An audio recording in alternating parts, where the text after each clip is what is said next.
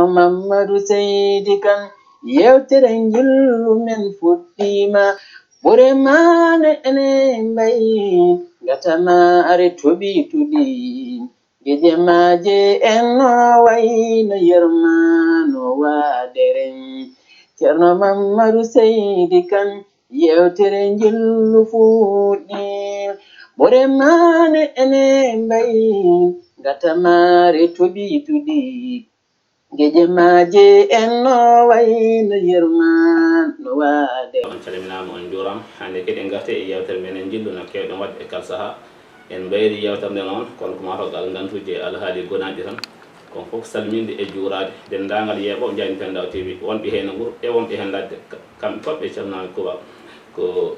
artude yewtere men hande jillu hande noon inchallahu rabbi enen payi yewtidde bande men debbo mana ha joni wiye Fatimata Bassoum gonɗo ɗo e chargé mana ha joni jeeyaɗo nokku men wiyete Sénégal e nder mana ha joni nokku wuuro men wiyeten Kanel Fatimata Bassoum enen mbima Ndiayni Pendaw TV ene heeɗima nde calmita bandiraɓe yeɓo Ndiayni Pendaw TV har men artude yewtere men inchallah. Bismillahi rahmani rahim. Salmini yeɓoɓe Ndiayni Pendaw TV. Min wiyetemi ko Fatimata Bassoum jibinimi ko Diaw Bassoum e Hawa Ga jibinami ko Sarsel jeeyami ko Kanel mi salmini bandiraɓe fof kanandaɓe jawanɓe fof e heɗiɓe min calmitimama min mbimama ko Ndiayni Pendaw TV heeɗima tigui rigui calminanima kadi présenté waɗi fayi tigui rigui ko Fatimata Bassoum ko ɗo e leydi France jibna haalde mam nokko biyete Sarsel jibnaɓe mum ko mana han kono Diaw Bassoum jinnaɓe men Hawdaf ko ɓe jibni ko ɓiɗɗo Kanel najo kono jibnake nder leydi France kadi ko dariɓe kadi darde tigui rigui Foutankagal ko Fatimata Bassoum hande yewtere men paaɗen gollata ko fewti e mana ha joni ko Air France gollata ko avion ngaji hen gollata hande ɗum ɗo jiɗɗen yewtude ko gonkoma e Air France ko tugga naɗɗa hen ha fayi hande somin jiiɗi andude tan tugga naɗɗa hen fayi hande no foti duuɓi hade min jokkude yewtere nde duuɓi nogas e tati duuɓi nogas aɗa liggoya Air France ko holko avantage mbiyata avantage ko nanca hen wona ɗum namdoɗen gonkoma Air France ça veut dire fartange nanƴa hen banggue enɗam ma nde tawno sa jooɗi hen aɗa yi hen banden a yii ko gona banden ko sa yi hol weltare dañca hen en tant que ɓiɗɗo Foutanke dariɗo en liggo e nder Air France hol fartange ma goɗɗo hen eyyi somi yii bandiraɓe ne gaɓa e avion to ko halpulaar hen mbeɗa waɗi top tigui mbeɗa waɗi top mbeɗa waɗi top mbeɗa waɗa annonce aji noon e pulaar mbeɗa waɗi to hen ko Fatimata Dia Sinthiane kanko waɗannomi motivé widemi wonde en battu haalde pulaar tigui eyyi ko beele ko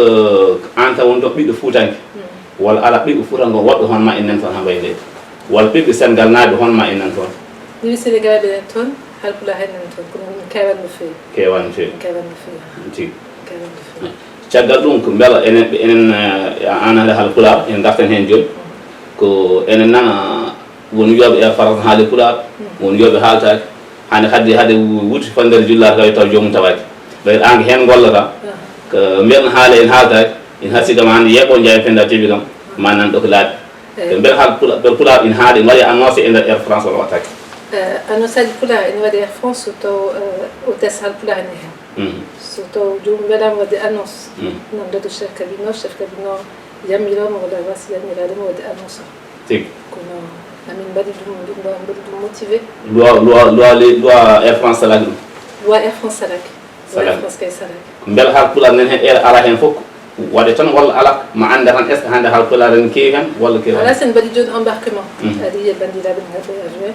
a waɗat annoncement e halpulaar tigui ko mbiyat mbatto noon ko direction Sénégal tan walla direction Paris walla direction Guinée retour fof somin dañi aller retour fof somin dañi temps aller retour fof aller retour kono mbiyat sa ummima France a fayi Amérique a fayi Amérique ala ko nder avion Paris Dakar tan min mbaɗa Paris Dakar tan ala Paris Guinée ala Paris pour l'instant ko Paris Dakar tan pour l'instant Paris Dakar tan eyyi beele an tan waɗa ɗum won waɗo ɗum te tawana an tan ala wona min tan mi haalinani haade Fatimata Dia haade kadi wiyetede Hafsatou Ly ko minen tati gandi on tata tigui min fof mbaɗa ɗum annoncé ko wala fof kadi noon waɗirte tigui ɗum ka wadde enen mbi yeeɓoɓe Ndiayni Pendaw TV e kuuɓal on calmintan kadi on gandi tigui rigui ko haade wutti fondede jullade kam yo taw jomum tawaki enen gandi kam bande men debbo Fatimata Bassoum ko hen liggoto kadi wona balɗe ɗiɗi wona balɗe tati ko yimon ko duuɓi nogas fo enen hen eɗen gandi tan wadde ko haalami hen foof enen gandi ene woodi tigui rigui ko nde tawno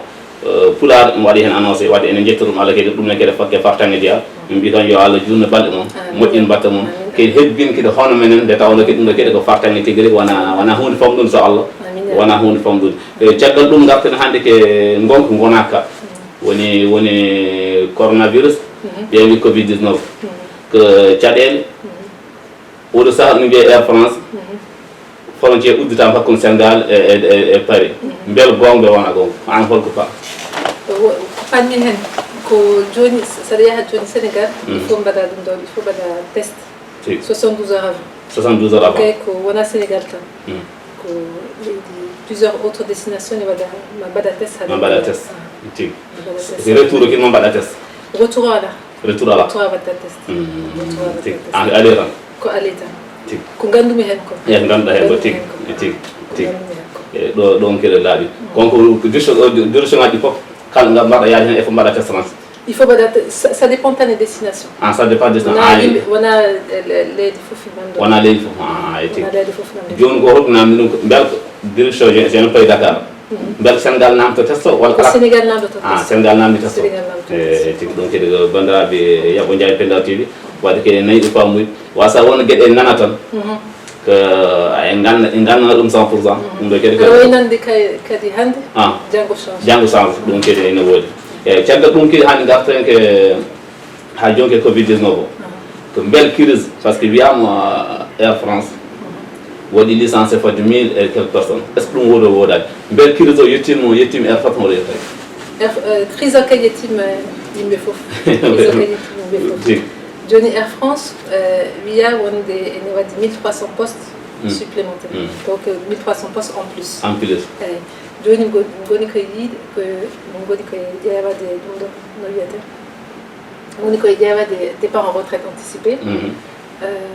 joni min jogui programme RCC rupture conventionnelle wiyete joni so jomum yiɗi woppude ligguey makko Air France hokke prime yaha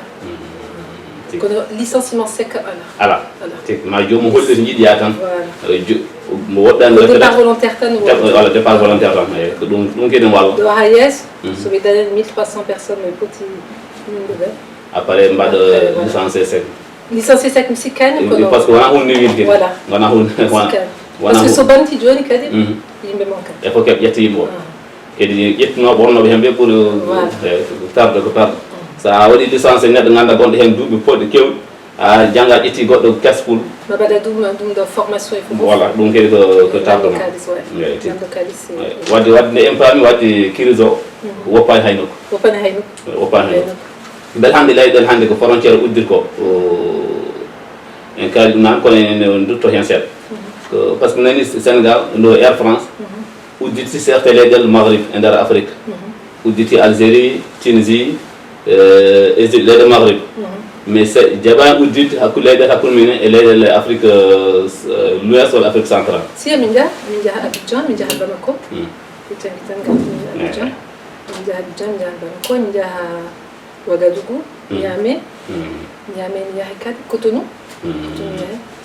wadde ɗum woodani wonta ha so woodi ne ko change changé ɗum haadi mi wiide nane wonde ko haala hannde ko ene waɗi change ɗum wata change janggo ɗum ko gonga ko yaɓoɓe yewtere men Ndiaye Pendaw TV ko ɗo e yewtere men jillu tele men Ndiaye Pendaw TV enen gandi tigui rigui en jodde ban men debbo Fatimata Bassoum ɓurɗo noon andirede ko bébé Bassoum ko sergi noddirtam walla nenma ko noddirtam wadde ene mbiya tan ko ban men debbo jooɗi ɗo kadi ko ɓooƴe ligga so Allah e Air France ko en ɓooyi nande no wiyete ko golle makko e nder Air France hande noon ɗum addani men foddema haw yetto ɗo ko o andini men kadi ko ɓurɗum laabde nde tawno ko heen o gollata o andini men ko ɓurɗum laabde kadi bandiraɓe kadi mbawa famde kadi ko ɗum ɗo kadi ko weltade kadi ko yettal Allah kadi nde tawno ko wona hunde wiyamde wona hunde wiyamde ene mbiɗen nanni tan ndo Allah joni hal baɗe mon moƴƴin battal mon hebbin kadi hono mon nde tawno ko vraiment ko yettal Allah tigui rigui ko enen garta hen ha joni ko nan mbima so neɗɗo monti tan avion so yinimama tan ma anda ɓi pullo wonɗo en jiɓɓani ma jogo cuusal namnade eyyi bel jom so ari an ma pular bel ana jigi volontaire ma kan toujours hadri mum jangal ma ari wato hadri me jangal ma ya muni ka tigi te ɗum ko yaltare tigui rigui surtiden tan kadi ko Yabo Ndiaye Pendaw TV to banmen de Farma Bassoum ke no mbiɗen nanni ko ɗo e leydi ndi o jibna alhamdulillah rabbil alamin ni pular o ko machallah nde tawno ko wona hunde wiyamde ni jibnede e leydi ndi haala pular baɗne kadi ko yettoral kono noon ko fo e waade noon kala ko donkuɗa hen haalde mana ha joni e pular wellota hen Ndiaye Pendaw TV ni welliti ya haalde no français nde tawno Ndiaye Pendaw TV wona Sénégal tan yeɓete wona France tan yeɓete wona Allemand tan yeɓete yeeɓe dendagal aduna o fof so mbo nanaji pular o ina wawi nande français o mbo nanani français wawi nande anglais o wadde Ndiaye Pendaw TV ko welliti tan e ɗemgal no jiɗɗa haali fof a wawi haal joni ma dañ nanoɓe inchallahu rabbi ɗum kadi ko weltare tigui rigui tugui ko bel ala caɗele joguiɗa nde tawno ko liggade hen nde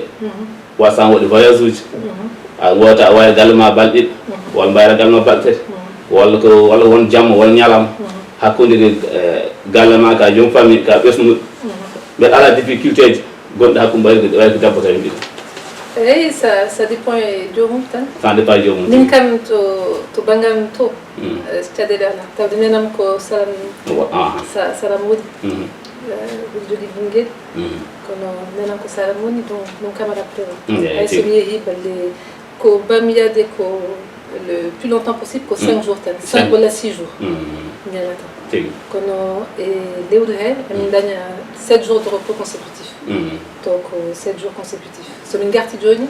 emin daña 2 jours walla 3 jours repos kadi kono au global min ligoto ko à peu près 10 à 12 jours par mois ko heddi ko repos tan heddi ko repos tan ne wadde holko mbiyata exemple neɗɗo tan ngol mbaɗo nam dañe joom suudu mum tan wi liggoy e France wi ɗum ala ko liggue hen temps ala temps holko mbiyata on ɗo holko mbiyata min ɗum so yonti min pour am kam bangam liggotode no bami liggotode Air France pour min elle a plus de temps que les autres woni joni ça dawi joni 9h 17h sa yimima galle ma 7h a jefti train ma a dawi depuis 17h ade mi tadigal to 7h yoni